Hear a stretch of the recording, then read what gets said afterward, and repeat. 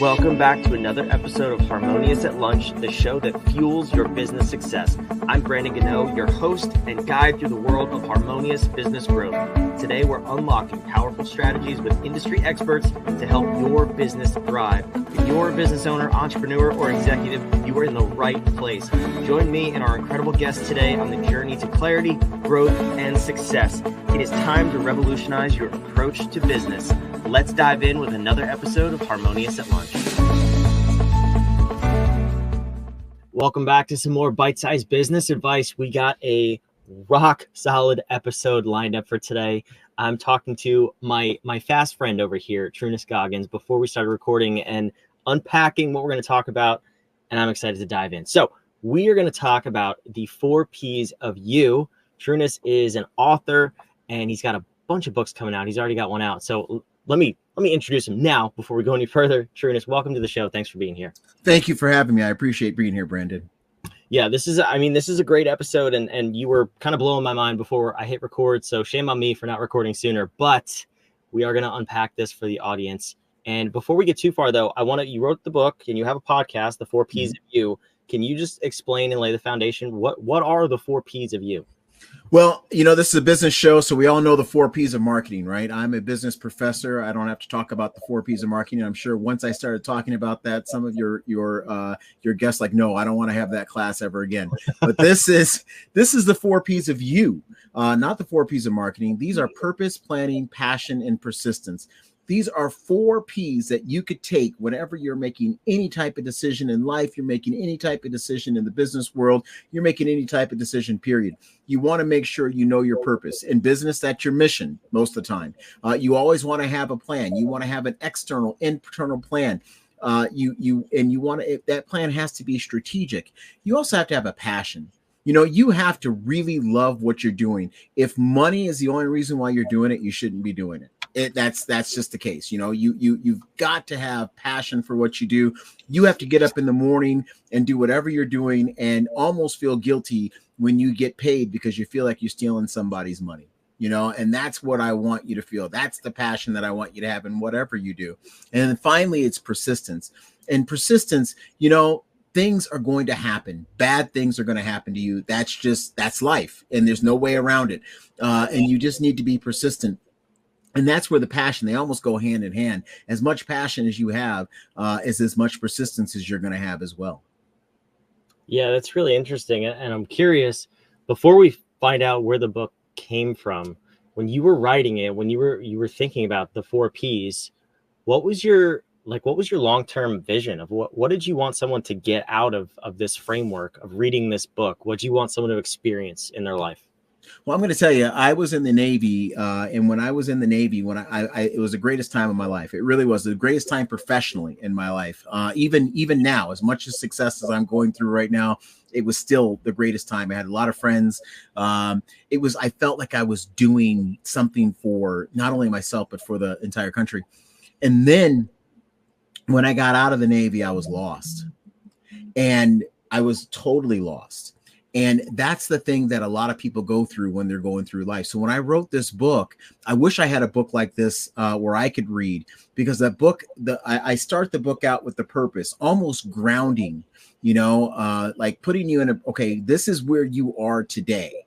And you might be miserable today, but now let's get you out of that misery and let's find, rediscover your purpose. If you have your purpose and you lost it somewhere down the way. But then after you have that purpose and you've got that again, and you've got that drive a little bit, then what I want you to do is I want you to plan. And when you plan, you can't plan within a bubble.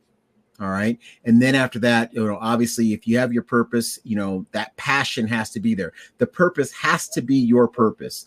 If it's, I'm doing this because my sister's doing this, or I'm doing this because my dad used to do that. If that's the principal reason why you're doing it, that's not your purpose. That's your dad's purpose. That's your sister's purpose. And then finally, again, again, the persistence part, we can go over that all day, just learn to fight through it and struggle. So my backdrop of this book actually came from, those memories of the times when I was transitioning from military to civilian life. That's interesting, because I find that a lot of people get in that situation, in that very point in their lives, probably every couple of years in some cases. And we lack that sense of purpose. We lack the sense of direction. And in business, people do it all the time. At least the people that come to us for consulting help, they think every idea is the next best idea, and they try it and it fails. And they're like, I don't know why it didn't work. And we're like, but where are you going with this? Right. So this is such a powerful concept that applies to both your life and business, like you're saying. Where did it really come from though? Like where did you put this framework in and say like, no, this is it. This is what all people need. And then you wrote this book out of it. Well, I teach, and I still do, and it's one of the most rewarding things I could do is I go into prisons and I teach inmates who are getting out of prison. And the first thing I usually do in class is I give them like this, like get them excited about getting out. I mean, I don't know if I have to do that, but I mean, you're getting out of prison, but I still do it, right? I say, okay, what's the first thing you're going to do when you get out of prison? And so, sometimes they said, I'm going to go to Chick-fil-A. I'm going to do this. I'm going to do that. I can't wait to see. And some people like, I can't wait to see my daughter for the first time, and they start saying things like that. And then I say, no, what do you want? And it gets quiet because a lot of times we know what we want as far as tangible things, but we don't know what we want. We don't know who we are. A lot of times we ask people, you're the worst question you can ever get asked in an interview is, where do you see yourself in 5 years? Some people don't even see themselves where they see themselves in 5 minutes. So, and so this book is kind of like, all right, listen, I want you to constantly think about your purpose. Because if you don't, you're already in prison. You may not be behind bars, but you're in prison because you don't know what you want. Because the problem is, if you don't know what you want, someone else knows what they want from you. And at that point, just like if you're in prison, they tell you when to eat, they tell you what to wear, they tell you what to do. That person who knows what they want from you is going to tell you everything they want you to do, and they're going to tell you how you're going to do it. So that's what I want to make sure. And that's even in the business world. You've seen businesses that are in a reactive setting the whole time. And that's when they fail because they don't have the finances, they don't have the resources, they don't have something to stay reacting to someone else's proactive efforts and proactive motions. We watched that years ago with Sears. When I was growing up, Sears was the best department store in the world. All right, it really was. You got a job or you got something at Sears, you were having it. And then other stores like Target, Walmart, Amazon, even before that, just started taking them over, and they started getting reactive. And because of that reactive, they lost their purpose. They lost who they were. And that's what happens to businesses. That also happens to people. Yeah, and I'd love to hear an example from you, like, because you gave the example of I want Chick-fil-A, and then you say no. What do you really want? Like, I don't think most people take the time to think about that, even in business. Like, what do you want for your company? So can you give me a few really good examples from either clients or even yourself of what is a good example of something you want? I had a client who had a great concept for a gym. And she put the gym together. She did all these things. And I said, wow, this could be great. She said she wants it to be focused on women. She wanted to be all these different things. And I said, okay, you have a great plan. But I can go to any gym at any given time to work out. What makes yours different? And there was a pause. I said, I know what makes yours different, but you have to know what makes yours different. And if you don't understand what makes yours different, you're going to be in trouble. And about 3 years went by, and she gave me a call. This is after I consulted her. I gave her a business plan. I gave her all these things, and it was kind of successful. About 3 years later, never forgot about this individual. She called me up. She goes, I know exactly what I want my gym to be. I want it to be a full wellness center. I don't want it to just be. And then once she came out with that concept, she actually built a competitive advantage, and her business is extremely successful today because she finally, she had a struggle, but she finally found out what she wanted. again, I write this book because yes, we all struggle at sometimes, but I want people to kind of limit their struggle by first, before they start making moves, they really know where they're moving to. And I think this is a good start. Yeah, absolutely. And what it sounds like, at least the words you used, was she planned before she purposed. My words, not your words. But yeah. How often? I'm going to steal that, though. You know that, right? Oh, please. It's all yours. Okay. So how many times do you see people planning before purpose, or a lack of purpose at all, when they come to you? I think we all do. At some point, because sometimes we all have a plan where, oh, wow, we're going to, I want to go into business and it's going to be fantastic. And I'm going to sell hamburgers. There's your plan. All right. That's a great plan. What's your purpose? What do you want that hamburger to do? What makes me, why can't I just go to McDonald's? Why can't I just go to the burger place down the street? What makes your hamburger so special? And there's no purpose behind it. And if anything once you have a purpose, why is Chick-fil-A different than Popeyes?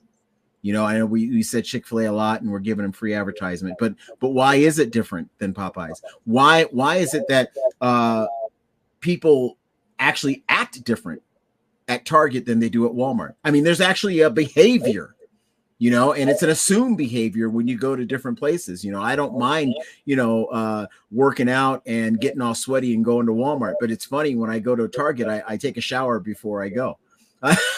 It's just the way. Yeah, absolutely. I got, I'm buying the same thing for the same price, but I just need to do it a lot cleaner. But and that's what and that's what we when you come up, when you have a purpose, it's funny that even your customers, even your brand, everybody follows that purpose with you. It becomes an event. It becomes, a cup of coffee at a regular coffee shop may be different than the cup of coffee that you get at Starbucks for some reason. And it's because the people who came up with those concepts, they had a purpose behind what they're going to do. That's not only why they're successful, it makes them stand out.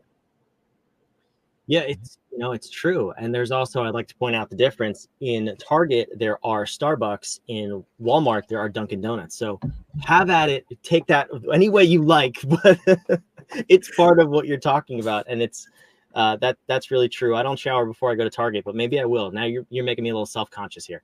There you go. But okay, so I want to unpack this, because so many people, if not all people, get into business without the purpose part first. It's the purpose is make money, fulfill this service, make this product that I really love making. And there's definitely passion, there's definitely planning.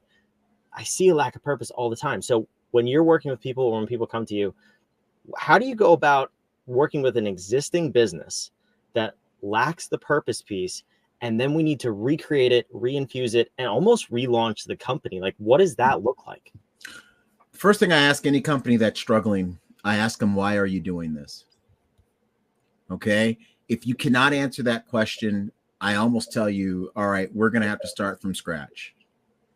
And if it's to make money, you're not going to be in business long, because you need to, your company, your business needs to make a difference. I know this sounds so, whatever, and it sounds corny, but it's true. If your business is not making a difference, you're going to have a problem. My father was in business for almost 60 years. He owned a skating rink, a nightclub. He had a couple other businesses. The only business that really was, the only two businesses that were successful for a very long term was the skating rink and the nightclub. And the reason for that is because he focused on it, and he knew the exact reason why that building stood there. And he had a passion for that business. And when he started losing that passion when he got older, it's funny that the more passion he lost, it wasn't like the business was going with it. What would happen would be he would lose that passion first, and then the customers would leave with it. Okay. And that's what happens when he lost that purpose. When that purpose came, well, I'm doing this because I gotta pay the bills. All of a sudden that passion dropped. The purpose was gone, the true purpose. But when he had that purpose and that drive, that was the best, and it still is. I mean, I go on Facebook, I see different things, and this is years after my father has passed away, and they still talk about that business, but they talk about that business at the most passionate time. The pictures that I see on Facebook of people who went to that business, it was during the heyday of that place and the time when my father had the most passion. That's so powerful. And I don't think we realize that too, because things become business as usual and it becomes day in, day out, and we lose the passion and the purpose over time if we're not careful. So what's your advice on keeping all four of these in check and making sure that you don't ever start to fade and your business can actually sustain beyond you? You know, it's almost like this. It's almost like find something that you, it's like in a marriage, basically. You know, what keeps the marriage fresh? You know, sometimes it's like going out on a date. Sometimes it's making phone calls. I watched this television show, and now I'm going to sound like a total nerd. You guys need to watch it, though. It's called Resident Alien. It's on Sci-Fi. Great show. It's very funny. It's a really good show. It keeps you intact. Well, anyway, the mayor of this small town is called Patience, Colorado. The mayor of the small town and his wife were having marital issues, and they weren't talking. And so what they did was they decided they were going to go back to their old days, and they would talk to each other on the phone. And literally, they had their cell phones out, and the wife would go in the kitchen and sit in the kitchen, and the husband would sit on the couch in the living room, TVs off, everything off, nothing. And they would be on their cell phones. They would call each other and talk, and they would talk for hours, you know, according to the show. And it actually revealed. So in order for you to keep that passion, always, I'm not saying do something new just for the sake of doing something new, but always make sure that there's something new or something different or something that keeps that passion in your business. And I think that will always keep that. Once you keep that passion, it keeps that purpose fresh. It really keeps it fresh. And that's what you need to do. That is such a cool tip. I've never heard that in regards to business, because they say always date your wife, well, or husband in marriage, but when you apply that to business, it doesn't sound as sexy, right? We're not going to start dating our business again, but that's a really cool perspective on how to stay with that passion ignited over and over and through the years. That's really, really cool. So what I'm going to do is let me toss your website here on the screen. You have a podcast where I assume you break all this down and you talk to other amazing guests, which is fantastic. And you also have the book too. So tell me, if someone wants to learn more about the 4 Ps and the 4 Ps of you, and, you know, having purpose, having passion, all of this stuff, where should they go to take that next step? Definitely go to the podcast. You can go to the 4psofyou.com. It is my website. My book's on there. You could purchase the book from there. It is, again, like I said, it is the start of a series of 4. I also do speaking engagements. You can actually schedule an appointment with me. We could talk about speaking engagements. I do consulting as well for for-profit and nonprofit companies. That's just come to the site. That's fantastic. I'm curious where you're going with the book. So you have 4 books, you have 1 out, you have 3 more coming out. You're speaking, you're podcasting. There's passion. I can feel it. Absolutely. Where are you going with this? What's your goal? What's your goal to make an impact on the world?